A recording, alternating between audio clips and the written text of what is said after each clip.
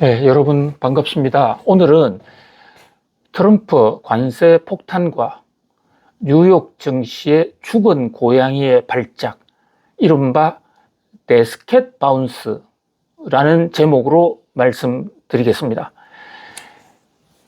트럼프 관세 폭탄이 그야말로 세계 경제를 통째 뒤흔들고 있습니다. 특히 미국과 중국이 무역 전면전 양상으로 치달으면서 한치 앞을 알 수 없는 혼돈의 상태가 이어지고 있는데요.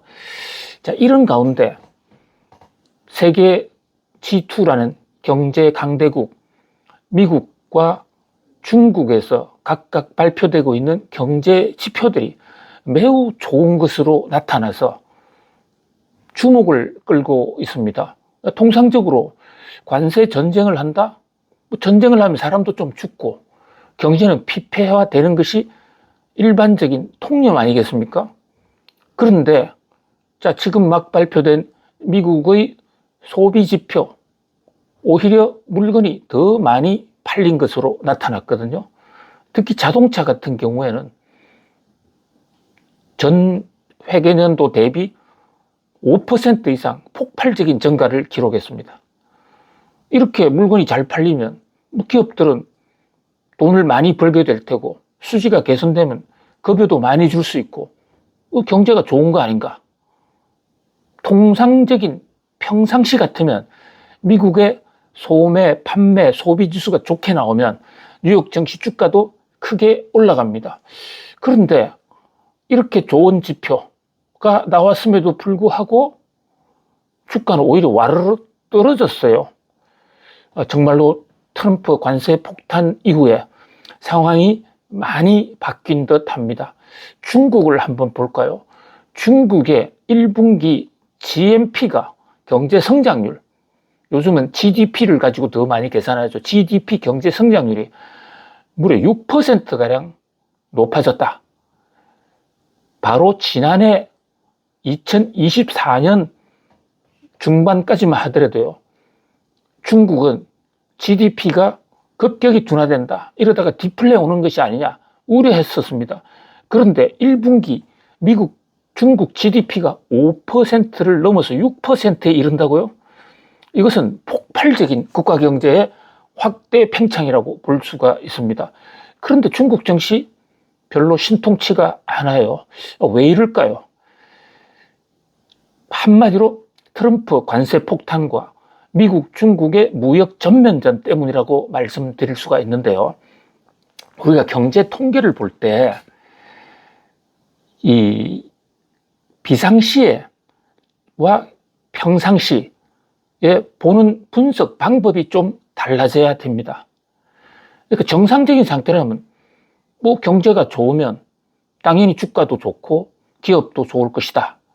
그런데 지금 관세 폭탄 때문에 비상 상황 아닙니까? 그런 면에서 관세 폭탄이란 변수가 혹시 일반적인 현상이 아닌 다른 요인으로 작동했을 수도 있다는 그 대목을 지켜봐야 통계의 진정한 의미를 알 수 있다는 것이죠. 자, 지금 트럼프의 관세 폭탄은 4월 4일 날 발표가 됐고 또 4월 9일 날 시행이 됐습니다. 우리나라에 대해서는 중국을 제외한 다른 나라에 대해서 유예가 됐다고 그러지만 그것은 상호 관세만 유예된 것이고요. 기본 관세는 10% 폭탄이 이미 진행 중입니다. 자, 통상적으로 관세가 폭탄이 되면 물가가 올라갈 것이고, 그렇다면 사람들이 소비를 줄이면 소매 판매라든지 소비는 감소해야 됩니다. 그런데 미국의 소매가, 판매가 굉장히 늘었다. 그럼 좋은 거냐 나쁜 거냐? 이 대목을 트럼프 관세 폭탄이 혹시 다른 요인에 영향을 끼치지 않을까라는 관점으로 봐야 된다는 것이죠. 미국에 이번에 나온 소비 통계는 3월달 거거든요. 3월달 건데 이미 미국이 트럼프 대통령이 취임하자마자 곧 관세 터뜨릴 거야 하지 않았습니까? 그러면 관세 터뜨리는 공포는 있었는데 관세가 올라감으로 인해서 물가가 오르고 그 물가가 오르는 것 때문에 소비가 줄어들 것이라는 게 이게 일반적인 경제학 논리지 않습니까? 그런데 아직 그게 작동이 안 된 거예요. 왜냐? 관세가 4월 9일부터니까요. 그런데 심리적으로는 앞으로 관세가 부과될 거야? 그럼 물가가 오를 거야? 그 공포가 빨리 물건을 사야 되겠다라는 것으로 이어졌다고 볼 수가 있거든요. 왜냐? 관세가 붙으면 물가가 올라갈 테니까 물가 오르기 전에 사자. 그래서 과잉 소비, 선제적 소비가 있었다고 볼 수가 있는 것입니다. 뭐 선제적인 과잉이건 이것이 계속해서 유지만 된다면 하나의 트렌드로서 의미 있는 지표라고 볼 수가 있는데 관세 폭탄을 피하기 위한 일시적인 소비자들의 시장 대피 전략이었다면 정말로 관세가 만약에 폭탄이 터져서 물가가 오르기 시작하는 시점에는 물건을 안 사기 시작할 거 아닙니까?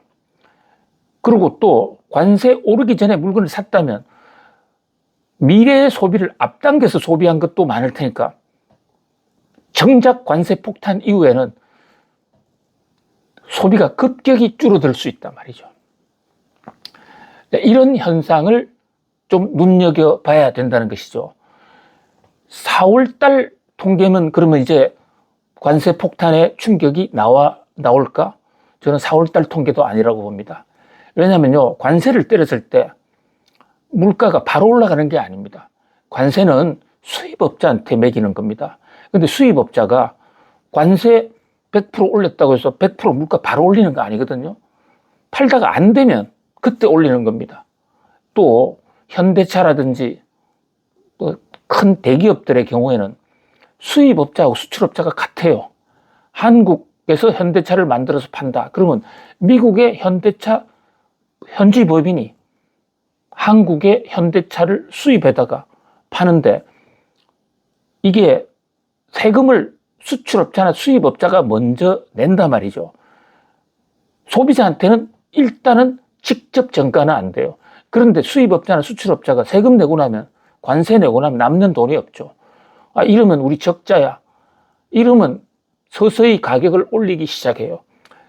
통상적으로 3개월에서 6개월 이후에 가격 반영률이 가장 높은 것으로 시뮬레이션 결과가 나타나 있습니다. 그렇게 되면 앞으로 미국이 관세 폭탄에 따른 물가 상승 효과는 6월달, 7월달 중에 극대화된다고 볼 수가 있거든요. 그때 소비가 가장 많이 떨어질 수도 있다. 그러니까 지금 소비가 느는 것은 한두 달 또는 3, 4개월 이후에 소비 급감을 예고하는 지수일 수도 있다. 특히 3월달 소비 지표를 보면요. 자동차가 소비가 많이 늘어났지 않습니까? 자동차 관세 폭탄 250% 좀 때리고 있지 않습니까? 다른 데는 상당히 유예가 됐는데 자동차, 철강, 알루미늄 등은 유예 없이 바로 지금 관세 폭탄이 시행되고 있거든요. 그런 걸로 봐서도 미국의 소비가 늘어났다는 3월달 통계는 먼저 끌어다 쓴 거다. 그렇다면 앞으로 훅 나갈 수가 있다. 자, 이 대목과 관련해서 뉴욕 증시에서는 바로 데드캣 바운스를 얘기하는 전문가들이 많습니다. 데드캣 바운스, 죽은 고양이의 발작, 죽은 고양이의 껑충 뛴다 이런 뜻인데요. 이게 뉴욕 증시는 오랜 언어로 속담으로 이어져 내려오는 거예요. 관세 폭탄의 악재가 터져서 주가가 굉장히 앞으로 내려갈 우려가 있다라고 하더라도 일방적으로 계속 내려가는 게 아니란 말이죠. 중장기적으로 보면 주가는 내렸지만은 어떤 날은 오르고 어떤 날은 내리고 하거든요. 이 대목과 관련해서 뉴욕 증시의 유명한 얘기. 고양이를 위에서 밑으로 떨어뜨리면요. 예를 들면 트럼프가 관세 폭탄을 떨어뜨렸다. 그러면 이게 고양이가 죽은 고양이를 방금 죽은 고양이는 완전히 생명이 끝난 게 아니거든요. 그럼 땅에 탕 부딪히는 순간에 산 것처럼 다시 발작을 한다고요. 폴짝 뜁니다. 그렇게 대세 하락 속에 일시 오르는 것을 뉴욕 증시에서는 죽은 고양이의 발작, 즉 데스캣 바운스라고 해요. 지금 말씀드린 데스크백 카운트는 뉴욕 정시 얘기가 아니고 바로 미국의 소비 지표도 트럼프 관세 때문에 소비가 지금 죽고 있는데 일시적인 첫 충격 또 두 번째 충격에서는 오히려 소비가 더 늘어날 수 있다. 그런 면에서 데드캣 바운스, 죽은 고양이의 발작은 주가뿐만 아니라 다른 경제 지표에서도 나타납니다. 예를 들어서 우리가 부동산 가격을 억제하려고 정부가 강력한 정책을, 정말로 강력한 정책을 펴잖아요. 그러면 그 정책 초기에는 오히려 집값이 오르는 수가 있습니다. 사실 이런 것을 경제학에서는 J-커브 이펙트라고 부릅니다. J-커브. 알파벳 J가 꼬부라져 있잖아요. 그러니까 J라는 글자를 쓸 때 내려갔다가 다시 올라오잖아요. 어떤 정책 목표를 가지고 정부가 어떤 조치를 취했을 때 그 의도한 효과가 바로 나타나지 않고 내려갔다가 올라온다. 그런 면에서 J-커브 이펙트라고 그러는데 앞으로 경제 통계를 볼 때 이 J-커브 이펙트 또는 바로 데스켓 바운스라는 관점도 좀 생각해 볼 필요가 있다는 겁니다. 중국, 미국이 지금 싸우고 있는데 그 카운터파트의 하나인 중국에서도 데스켓 바운스가 아니냐, J-커브 이펙트가 아니냐를 의심케 하는 중대한 지표가 같은 날 나왔습니다. 중국의 1분기 GDP 성장률, 흔히 말하는 우리가 경제 성장률을 GDP 성장 추세를 가지고 따집니다. 이게 무려 5.5% 이상 굉장히 높게 나타났습니다.